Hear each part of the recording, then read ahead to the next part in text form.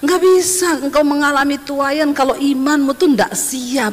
Makanya hari ini kalau engkau mau melihat tuaian besar, buka kapasitas imanmu menjadi besar.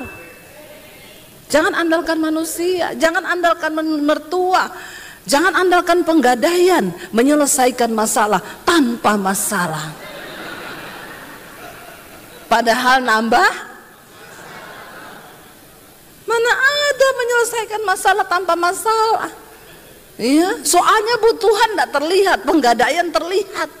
Depan rumah saya gede lagi spanduknya.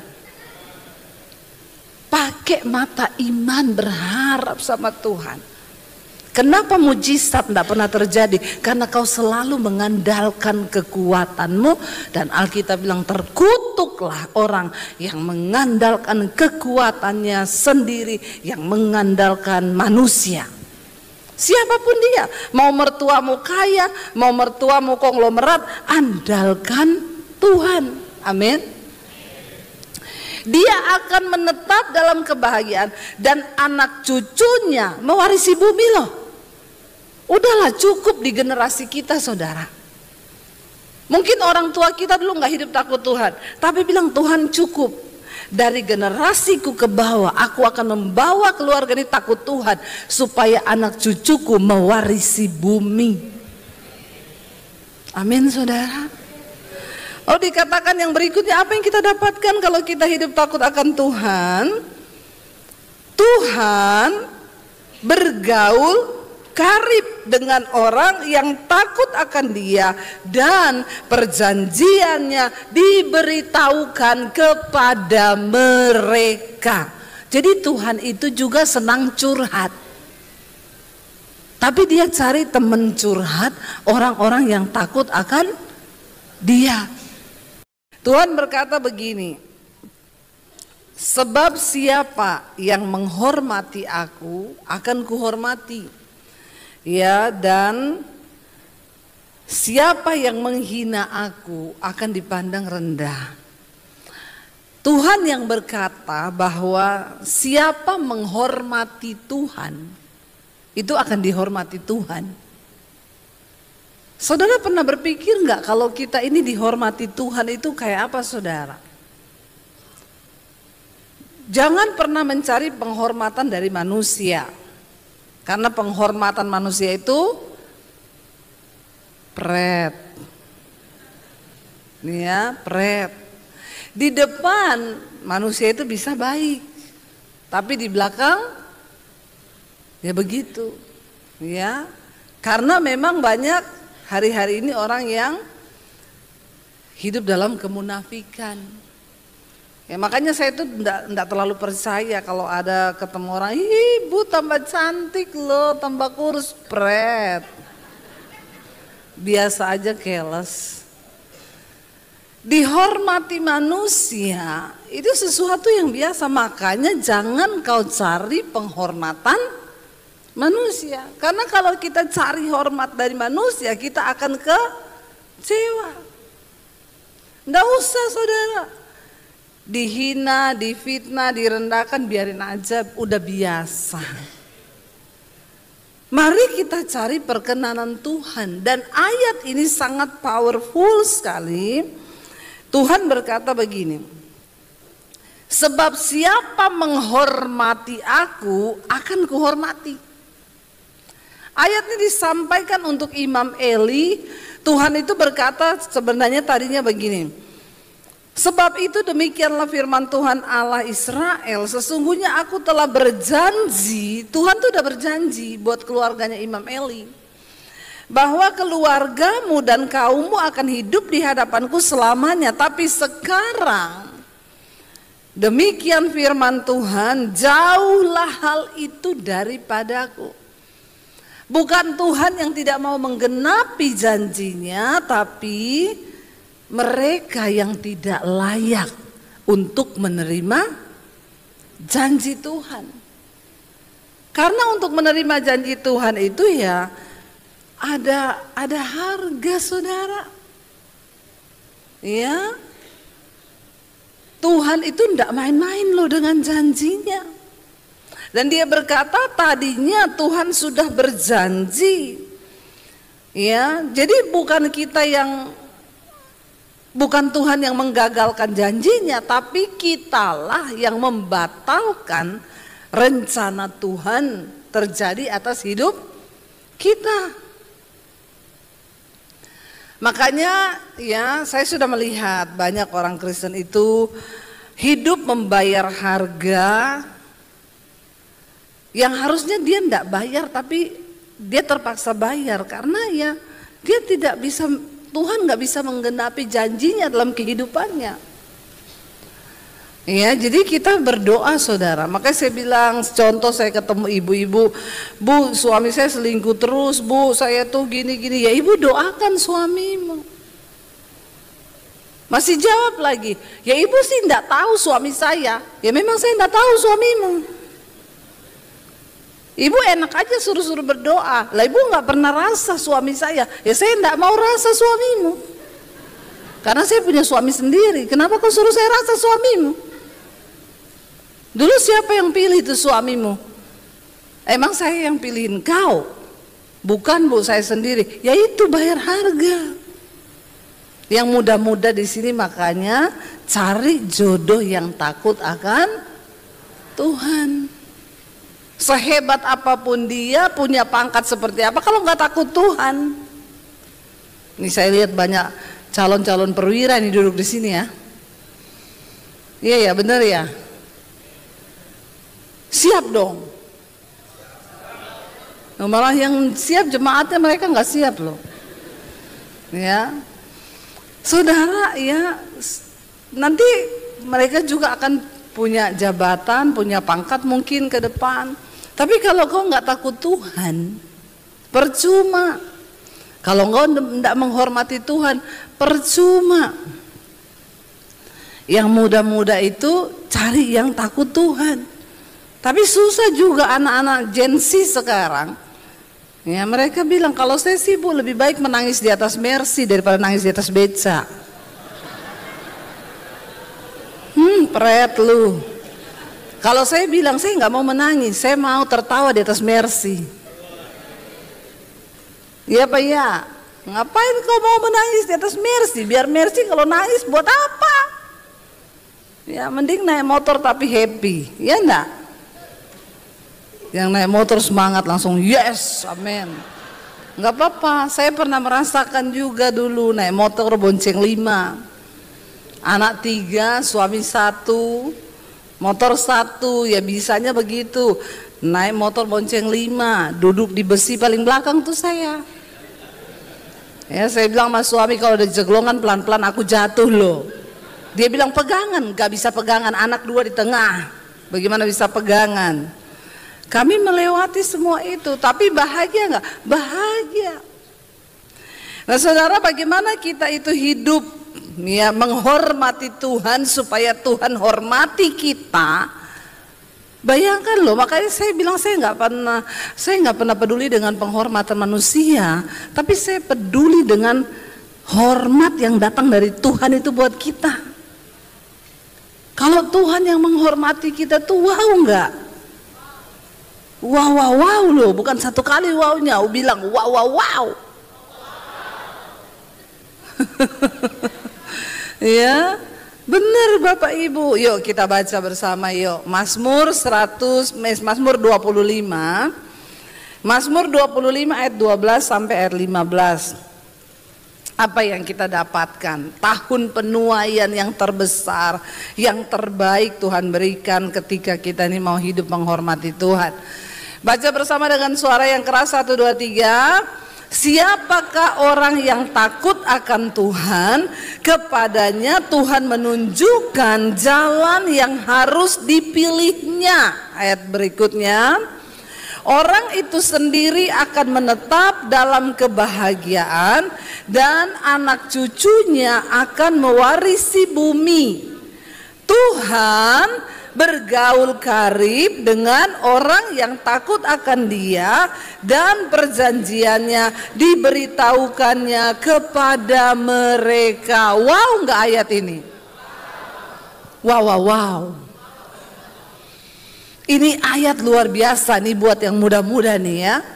Kalau engkau mau berhasil dalam hidupmu, mau sukses dalam hidupmu, dengar nasihat firman Tuhan. Ya, jangan cuma banyak dengerin motivator. Kalau mau sukses bangun pagi-pagi, rajin bekerja tanpa takut Tuhan, itu semua sia-sia. Karena sukses tidak bicara tentang kekayaan.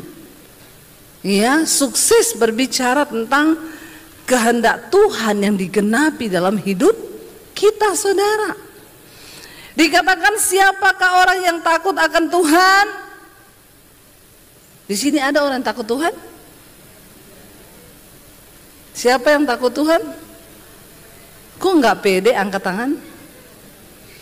Tapi jangan terlalu pede juga begini.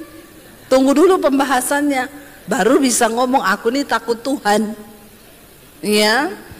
Siapakah orang yang takut akan Tuhan? Yang pertama, apa yang kita dapatkan kalau kita takut akan Tuhan?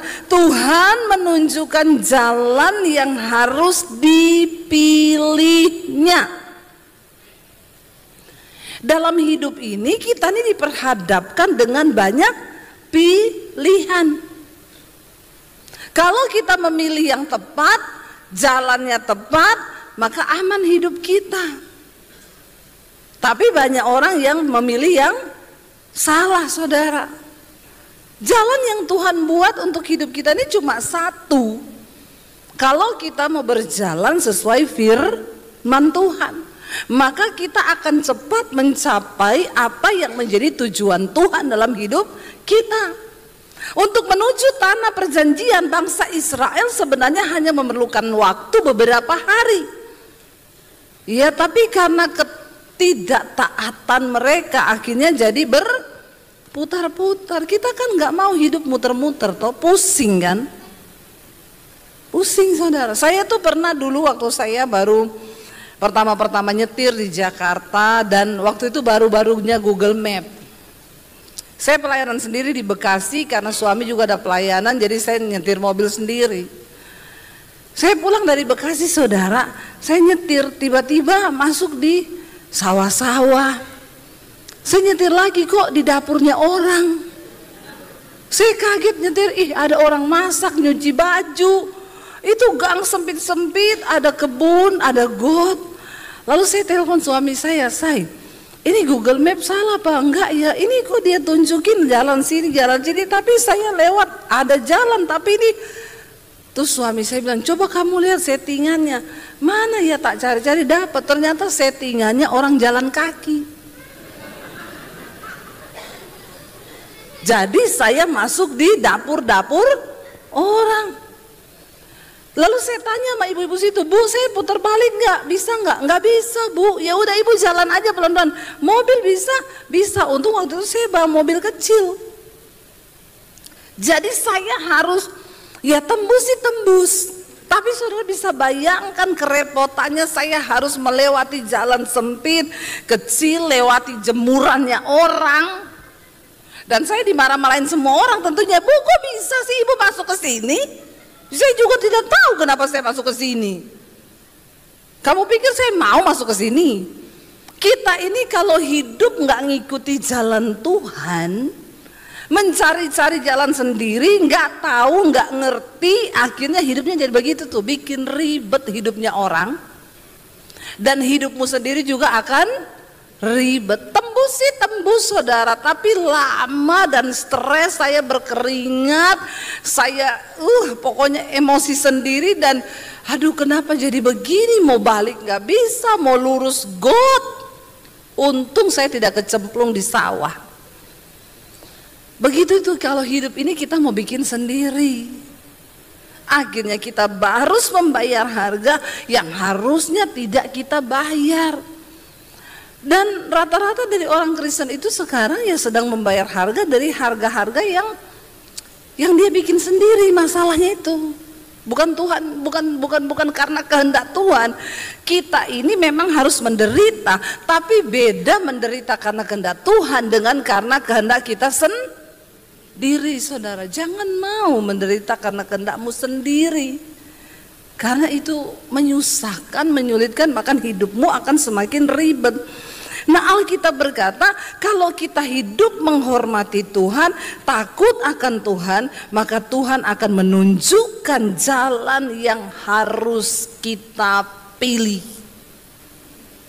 Yang muda mau pilih jodoh, Tuhan tunjukkan. Ya, jodohmu yang terbaik, yang itu loh. Mungkin hari ini kau dikasih putus dengan yang ada, supaya kau bisa dapat yang terbaik. Tadi saya juga dengar ceritanya Pak Gembala.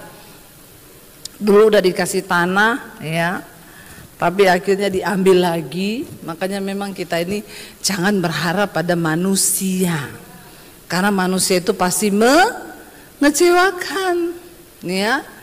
Saya dulu dijanjikan orang, ada orang mau jual tanah, Bu doakan ya, rumah saya di Menteng Bu, sudah ditawar orang nih 20 M.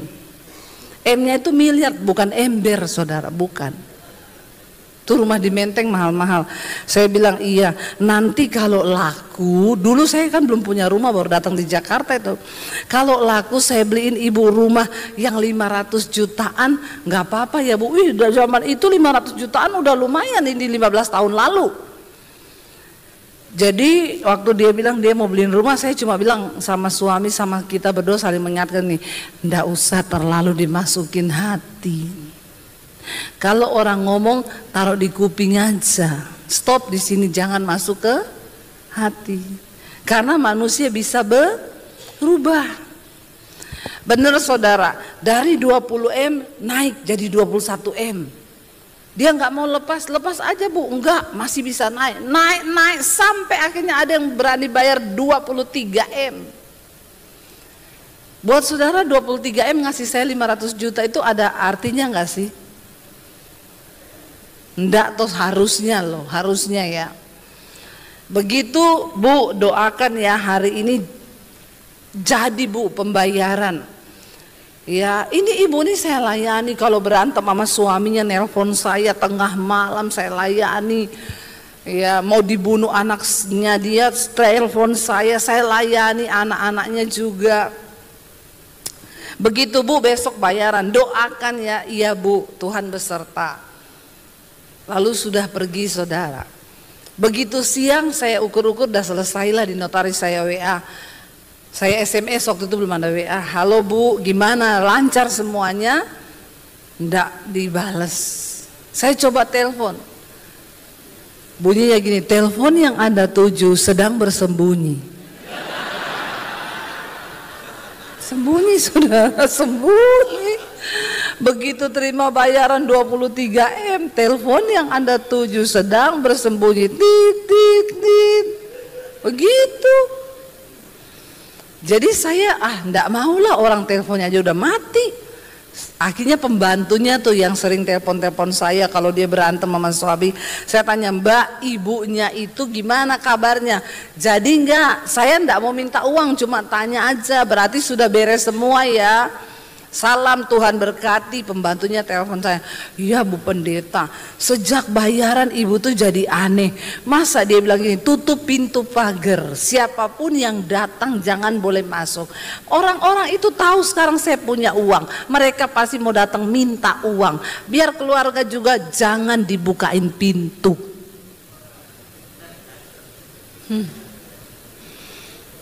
Emang enak.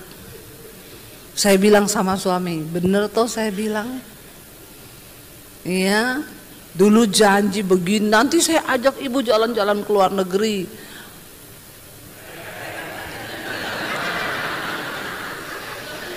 Ya, kalau ada orang janji-janji begitu, ngomong gitu aja. Ya, ndak usah didengar. Karena janji Tuhan itu yang terbaik, saudara. Ya. Kita hanya harus berharap kepada Tuhan saja. Ya, jangan didengar, tapi ya itulah jalan Tuhan. Tadi Pak Gembala bilang udah dikasih tanah, udah mau diurus, diminta lagi. Ya memang rasanya kita, yuk gimana ya? Tapi jalan Tuhan tuh enggak terselami. Pak Gembala cerita, kalau kita sudah dikasih tanah itu dulu Bu, ya kita enggak akan bergumul dapat gereja yang sekarang itu. Kita mereka-rekakan yang baik, tapi Tuhan tahu yang terbaik. Amin, saudara, tepuk tangan buat Tuhan. Itu jalan Tuhan itu. Jadi kalau hari ini ada yang putus sama pacarnya, berarti ada yang terbaik yang Tuhan mau kasih buat kau. Ya, kok yang semangat bapak-bapak ya? Padahal kan harusnya anak muda gitu yang amin ya. Jadi mari kita melihat dengan cara pandangnya Tuhan. Sebab Tuhan tahu jalan terbaik yang tepat untuk kita. Dan kalau kita hidup takut Tuhan, Dia akan menunjukkan jalan yang harus kita pilih. Saya bersyukur tahun 2025 ini saya naik ke rumah baru, saudara. Nggak usah tepuk tangan, biasa aja. Ya, tepuk tangannya buat Tuhan Yesus. Jadi saya tuh waktu itu kita ini mau beli tanah, saya tuh mau beli tanah di sebelah sekolah Alkitab saya. Saya sudah tawar menawar yang di Bandungan, puji Tuhan Pak Gembala sama Ibu sudah pernah ke sana ya, mengajar anak-anak di sana. Saya tuh tawar tanah itu, saya pikir nanti biar lebih luas anak-anak sekolah misi saya bisa bertanam, beternak di situ. Tiba-tiba yang kasih kita tanah buat sekolah itu nanya saya, Bu, Ibu katanya nawar tanah sebelah ya? Iya. Kenapa? Saya aja Bu yang beli, jangan Ibu. Kenapa? Saya dapat visi di situ mau buat panti jompo buat pendeta-pendeta yang tua, nanti nggak ada rumah, mau saya taruh situ. Kan kalau deket sama sekolah misi Ibu, nanti anak-anak sekolah Alkitabnya yang sudah lulus bisa jadi pengerja di situ, bantu ini. Saya bilang gini, enggak Pak, saya sudah nawar, Bapak beli yang belakang aja, itu buat saya. Terus masa gitu Bu? Iya, enggak. Terus saya mau pulang, dia bilang, tapi berdoa dulu loh Bu, tanya Tuhan. Dalam hati saya, kagak, orang itu buat saya. Sudah saudara, akhirnya saya pulang. Dia bilang, Ibu berdoa tanya Tuhan. Di Jakarta, saya tuh baru ngomong sama suami saya gini, kayaknya kita bisa deh beli rumah lagi, karena rumah lama saya itu di sebelah studio kantor, di sini buat saya tinggal 2 rumah jadi 1. Tapi memang ukurannya itu kecil. Jadi saya masuk rumah saya itu sekarang isinya sembako semua. Begitu buka pintu itu masuk rumah tuh udah nggak bisa masuk, gini-gini saya saudara, karena udah sembako, beras, apa semua di situ. Jadi saya bilang sama suami, bolehlah ya, kita doa dulu tanya Tuhan, kita beli rumah yang lebih besar. Itu pergumulan saya. Tapi kita bertanya sama Tuhan. Tiba-tiba Pak Rudi Tanu itu, kakaknya Hari Tanu, dia bilang gini, Bu, ini Pak Amos Jaratnem datang loh di Jakarta, di Indonesia. Dulu kan dia pernah nubuatin Ibu di Jakarta. Ibu akan jadi hamba Tuhan besar, ada banyak rencana Tuhan yang besar terjadi di Jakarta. Ibu mau nggak ketemu, kita makan malam, dinner bareng, terus nanti Ibu bersaksi tuh sama dia, cerita dong Bu ya. Tuhan sudah menggenapi nubuatan yang 15 tahun lalu disampaikan. Oh iya ya Pak, mau. Kami ketemu saudara. Waktu ketemu kita cerita bersaksi sambil makan malam, nggak terasa restorannya tutup. Terus kita diusir. Pak maaf Ibu sudah tutup restorannya ya, bisa keluar nggak karena udah mau close. Oh iya. Kita sudah berdiri, tiba-tiba Pak Amos Jaratnem bilang sama saya sama suami, sebelum pergi saya mau berdoa buat kalian. Oh iya Pak, terima kasih. Kami tidak minta didoakan, kami tidak minta nubuatan saudara. Akhirnya iya, saya mau berdoa. Waktu dia berdoa buat kami saudara, begitu dia berdoa, dia langsung bilang gini, saya melihat Ibu lagi menggumuli sebidang tanah. Saya langsung ingat tuh tanah di sekolah Alkitab. Tapi Tuhan berkata, Ibu jangan beli tanah itu. Karena tanah itu ada orang lain yang akan beli. Dan saya melihat di situ seperti ada panti. Loh, saudara, saya merinding loh. Saya enggak cerita apa-apa loh sama dia. Saya enggak ngomong apa-apa sama dia. Ya, tapi jangan saudara pikir ini pendeta sakti. No, Tuhan itu menyampaikan nubuatan sesuai kepentingan setiap orang untuk maksud dan rencana Tuhan. Jadi biar saudara datang-datang, Bu, nubuatin saya dong. Kagak bisa kalau hidupmu tidak selaras dengan rencana Tuhan itu. Lalu saya bilang, berarti kaget saya. Lalu dia bilang, saya juga melihat, Bu, Tuhan akan kasih lagi ibu satu rumah yang itu memang benar-benar untuk family. Saya bilang sama suami, kita bisa lah beli rumah satu lagi yang khusus untuk family, nggak campur sama sembako, nggak campur sama studio.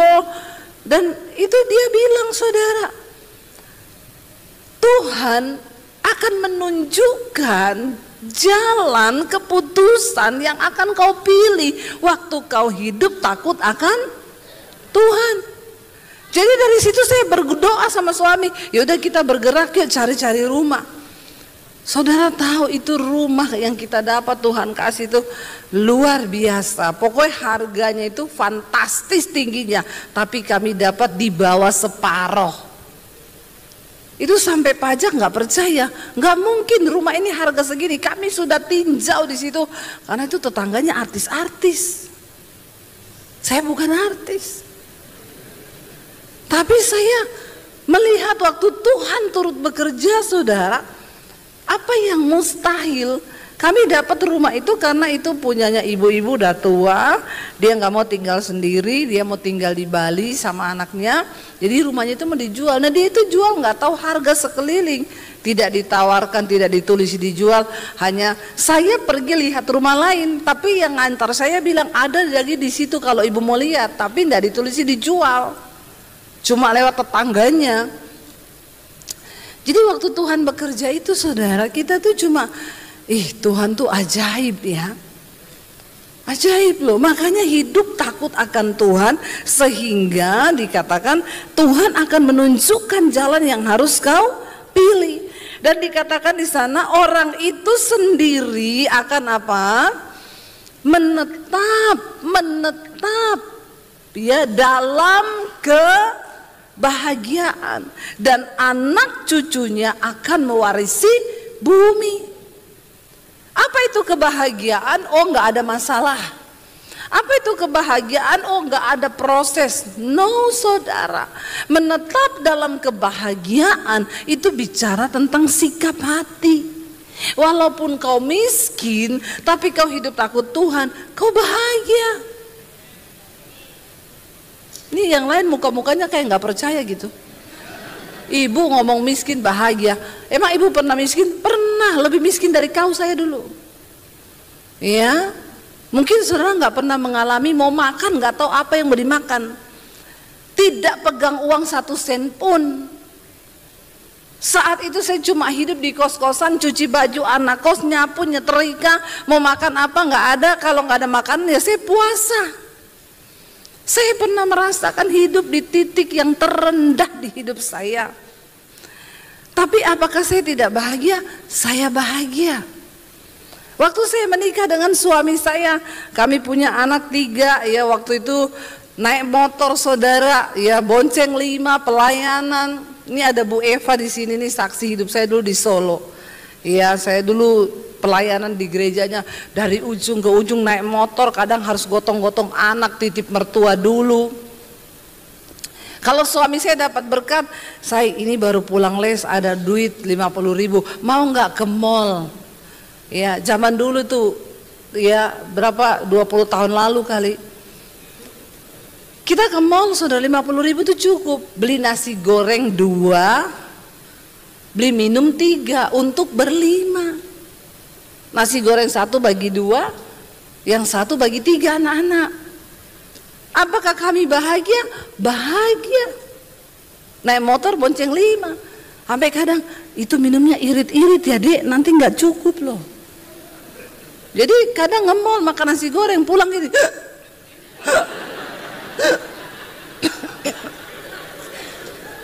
Karena minumnya nggak cukup.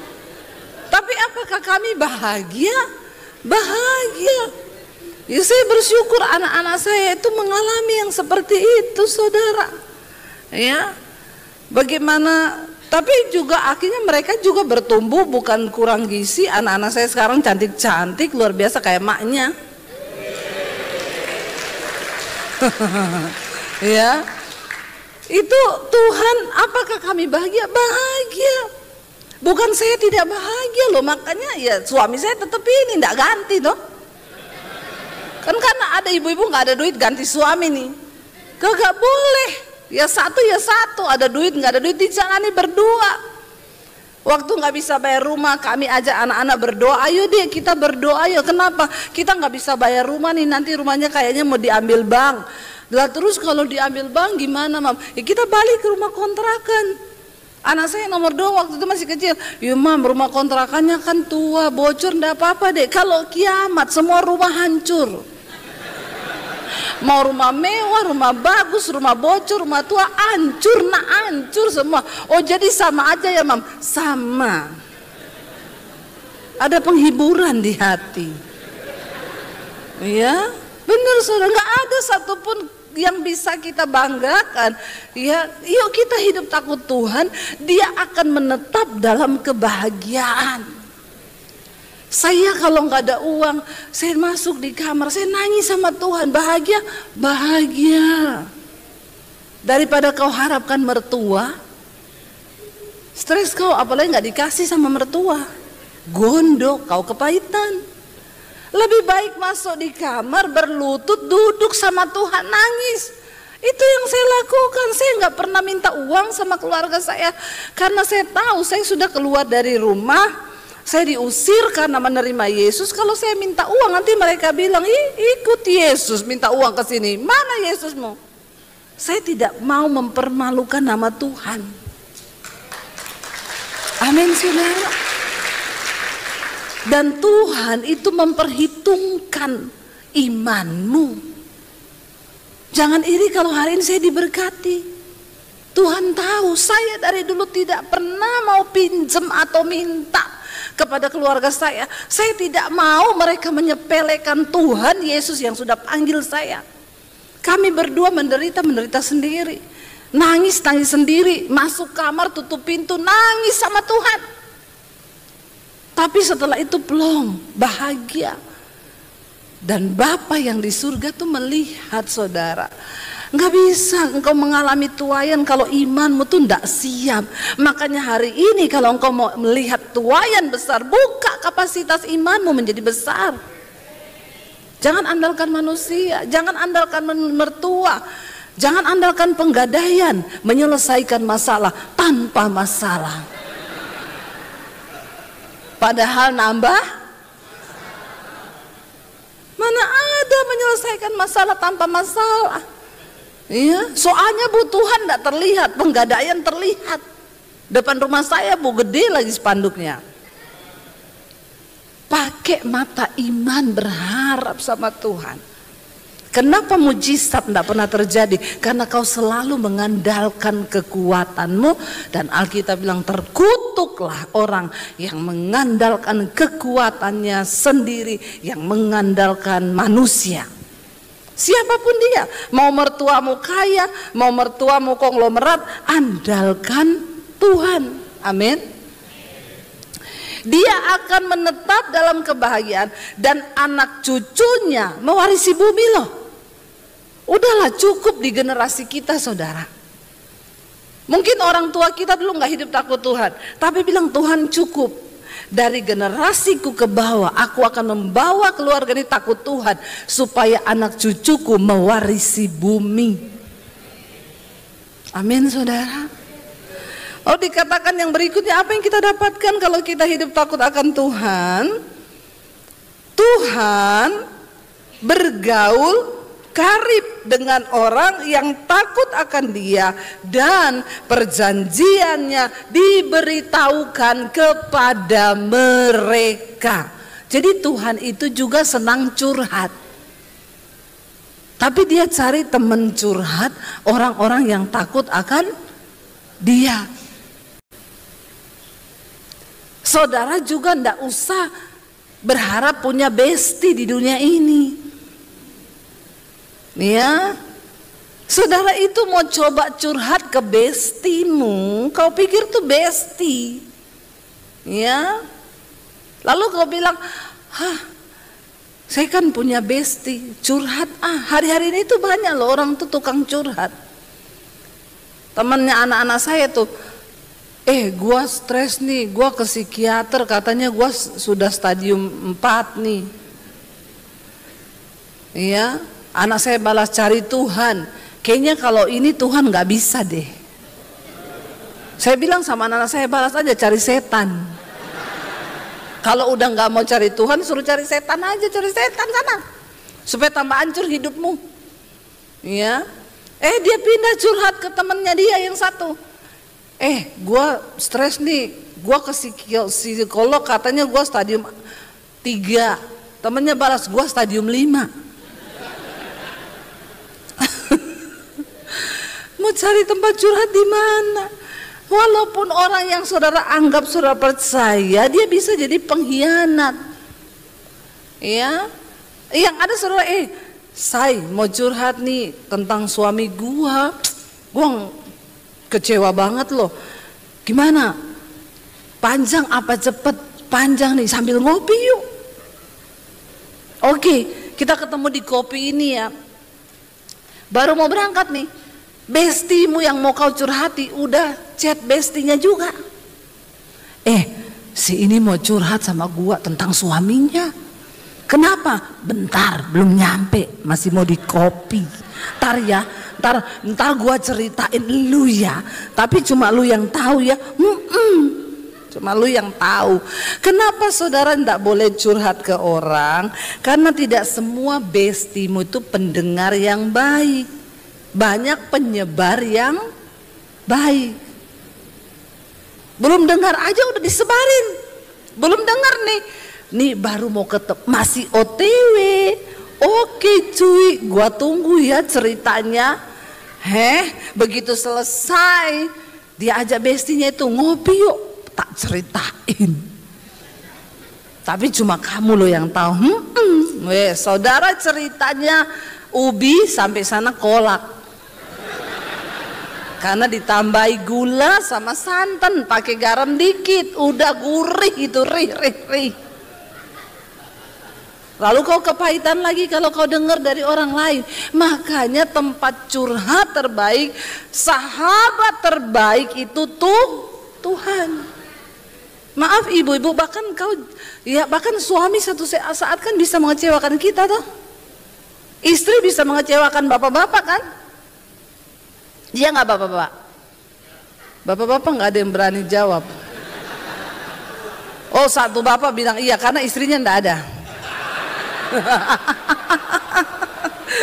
Bapak-bapak lain nggak ada yang berani ngomong, soalnya istrinya di samping, kakinya udah diinjak.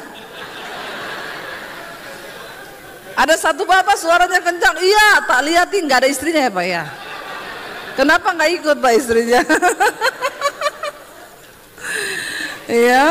Iya memang tidak selamanya, bahkan pasangan kita itu bisa menjadi teman curhat, ya teman terbaik.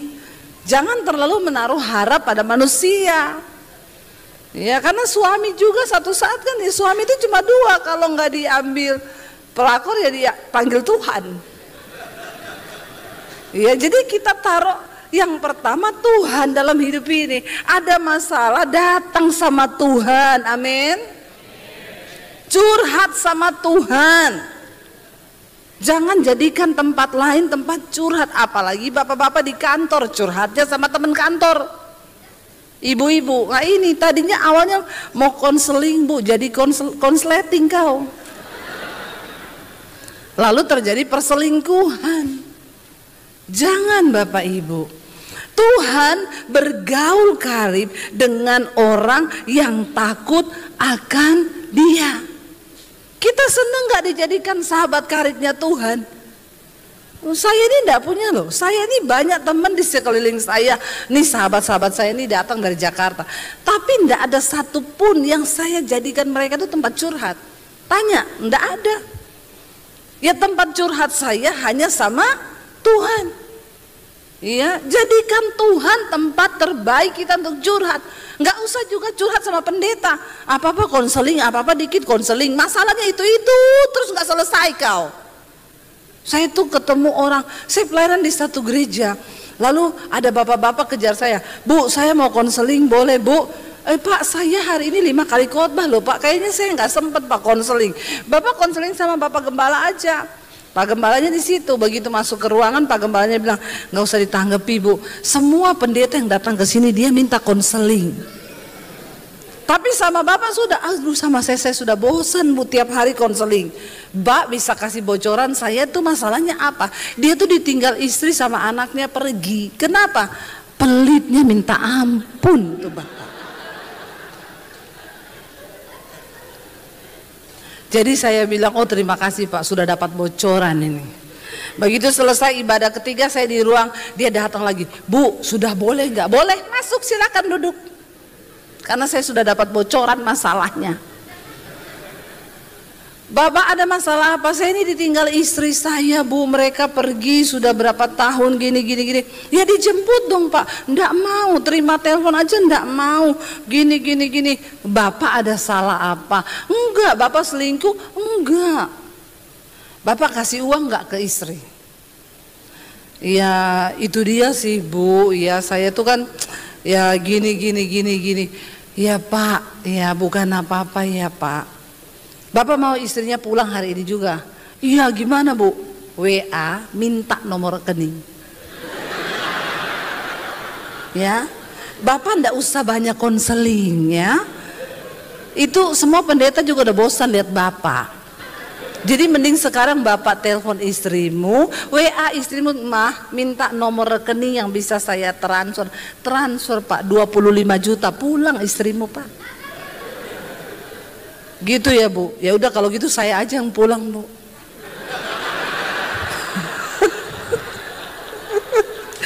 Makanya masalahnya tidak pernah selesai. Biar kau konseling sama siapapun, kalau kau tidak mau melakukan firman, saya bilang Pak ingat satu hal, Alkitab bilang orang kikir tidak masuk surga loh Pak.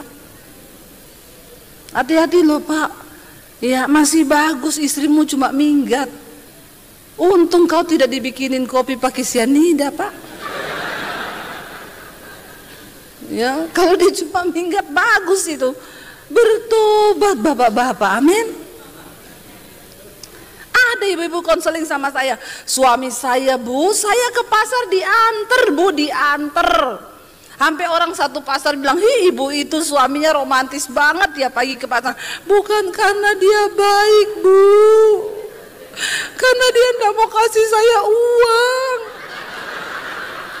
Ibu tahu kembalian 5.000 diambil Bu, langsung masuk ke kantongnya. Betapa saya sakit Bu, bayangkan semua orang bilang suamiku romantis antar aku ke pasar, padahal karena dia pelit Bu. Ih ada begitu ya. Bapak-bapak jangan kau aniaya istrimu loh.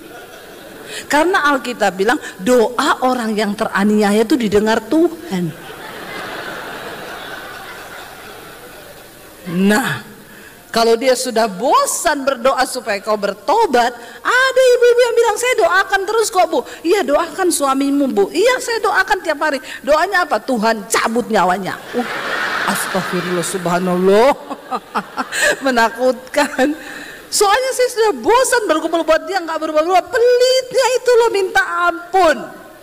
Bapak-bapak jangan pelit, amin. Tolong aminnya yang rela. Ya, jangan. Ayo saudara, kita ini belajar ya. Curhat sama Tuhan, ndak usah curhat sama pendeta. Datang cari Tuhan. Ketika Tuhan kasih tahu jalan-jalannya lewat firman-Nya, bertobat. Sebenarnya semua saudara itu sudah tahu kok masalahnya itu apa. Enggak perlu konseling kalau baca Alkitab. Enggak perlu cari-cari Bapak Gembala, Ibu Gembala mau konseling. Hi bosan ya saya. Orang-orang itu konseling masalahnya itu tok. Dan dia tahu sebenarnya jalan keluarnya itu ada di Alkitab. Tapi pura-pura enggak tahu. Kebanyakan omong aja di jemaat ini. Iya. Makanya Tuhan juga lama-lama lihat ini orang ini Kristen puluhan tahun enggak berubah-berubah hidupnya. Kita muter saja di situ. Tahun 2025, ayo kita mau bilang, Tuhan, kami ini mau jadi anak Tuhan yang berkenan kepada Tuhan. Kenapa saudara? Baca yang terakhir, jangan tepuk tangan dulu, belum kelar. Saya tahu saudara tepuk tangan biar saya cepat selesaikan. Ibrani 12 ayat 25 sampai ayat 25 saja sampai ayat yang ke-29. Kita baca sama-sama, saya undang para imam musik maju ke depan. Ya, baca bersama 1, 2, 3. Jagalah supaya kamu jangan menolak Dia yang berfirman. Sebab jikalau mereka menolak Dia yang berfirman, menyampaikan firman Allah di bumi tidak luput, apalagi kita jika kita berpaling dari Tuhan yang berbicara dari sorga. Waktu itu suaranya menggoncangkan bumi, tetapi sekarang Ia memberikan janji, satu kali lagi aku akan menggoncangkan bukan hanya bumi saja, melainkan langit juga. Saudara bisa bayangkan kalau Tuhan menggoncangkan bumi dan langit? Hei, kita ini gempa bumi 7 skala Richter aja saudara, 5 menit puyeng kita.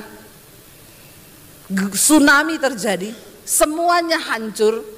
Apalagi kalau Tuhan akan menggoncangkan bukan hanya bumi saja, tapi langit juga.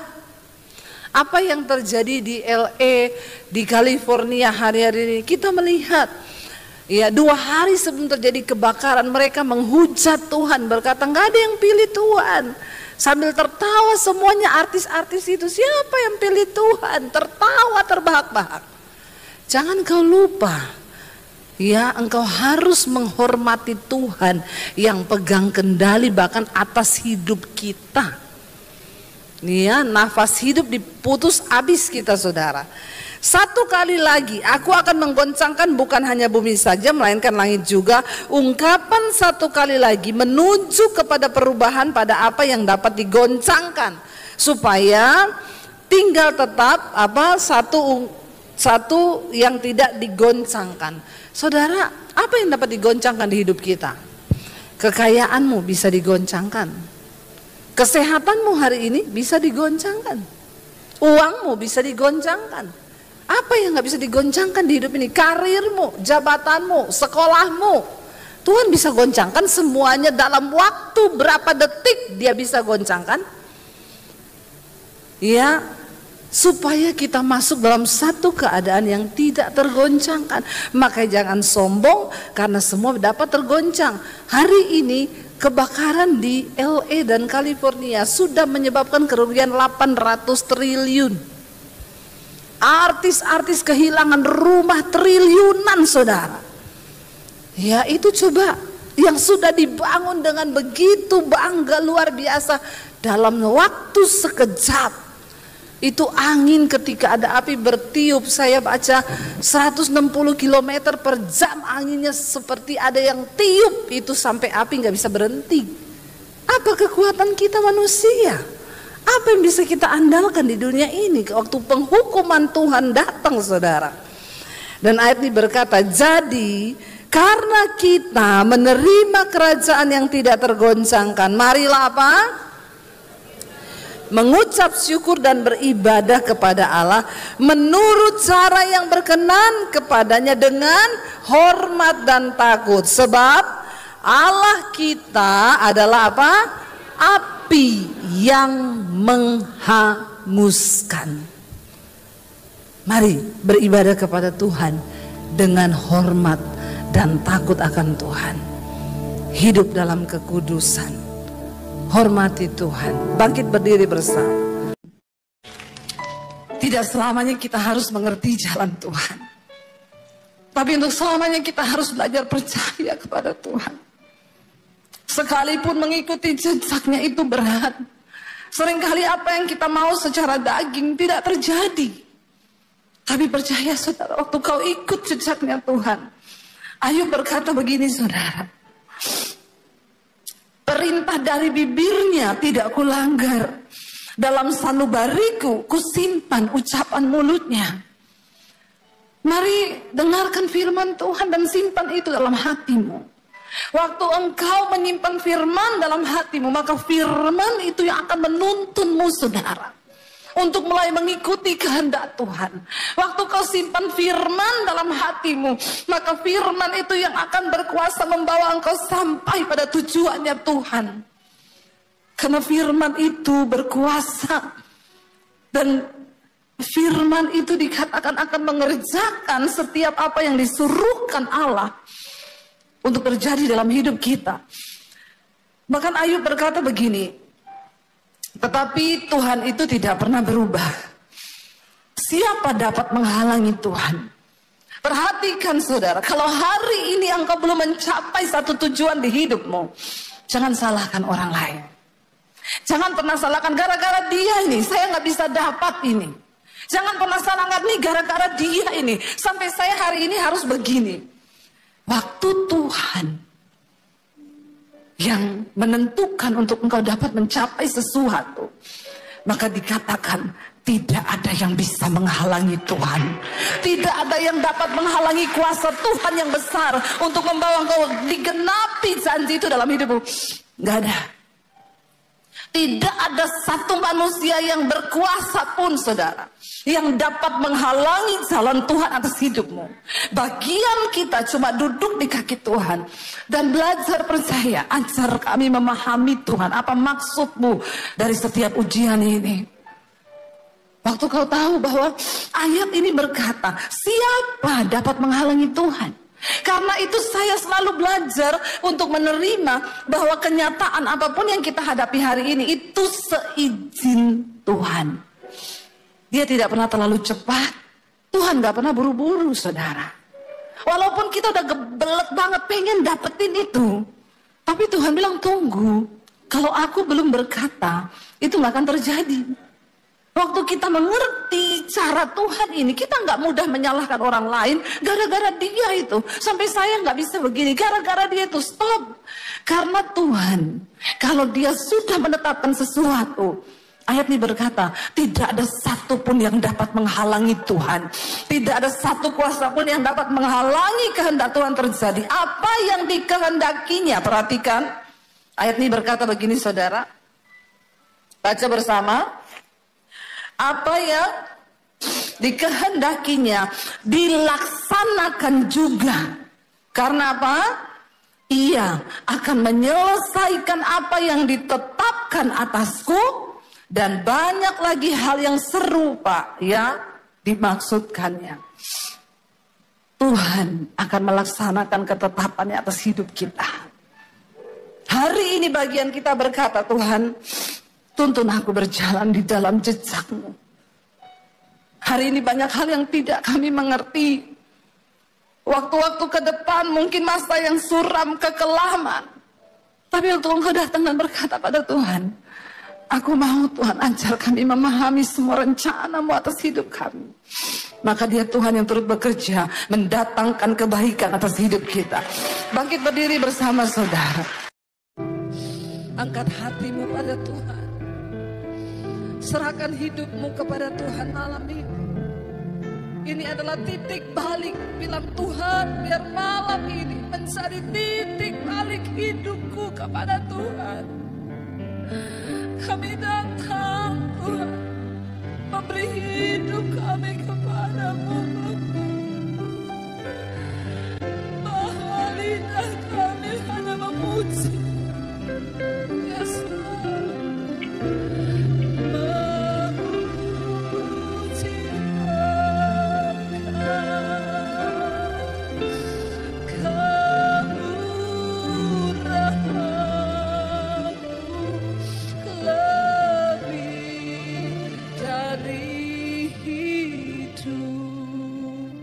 Tutup mata dalam hadirat Tuhan.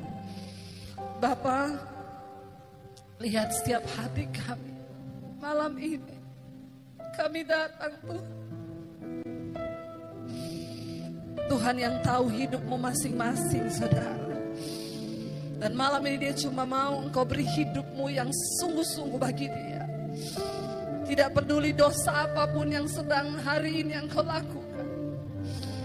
Tuhan tidak pernah melihat masa lalu, tapi dia tunggu engkau yang sekarang untuk menyerahkan hidupmu kepada Tuhan.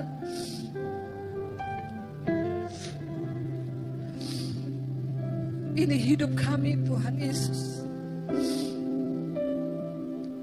Berapa banyak di antara saudara yang mau sungguh-sungguh menyerahkan hidupmu pada Tuhan? Angkat tanganmu di tempatmu, saya akan berdoa.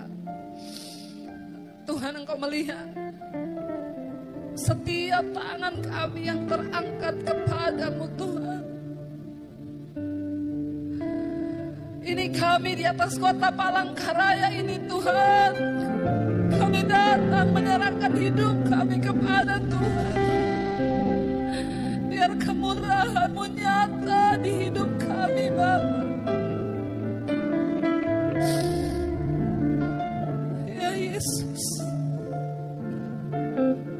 kami tahu malam hari ini surga bersorak-sorai melihat setiap anak-anak-Mu datang menyerahkan hidup mereka kepada Tuhan. Jesus, sebab tidak ada persembahan yang menyenangkan hati Tuhan selain persembahan hidup yang kudus dan yang berkenan kepada Allah. Apapun keadaan kami malam ini, kami mau berkata sekali Yesus, kami mau tetap pilih Yesus saja dalam hidup kami. Tuhan, apapun yang sedang mereka alami dalam hidup mereka malam ini, hamba percaya Engkau yang Maha Tahu. Yang terikat dengan dosa sudah dilepaskan dalam nama Tuhan Yesus. Yang sakit malam ini Tuhan sembuhkan dalam nama Yesus. Yang mengalami pergumulan yang berat malam ini Tuhan lepaskan dalam nama Yesus. Kami mau berkata malam ini ketika kami sudah memilih Yesus,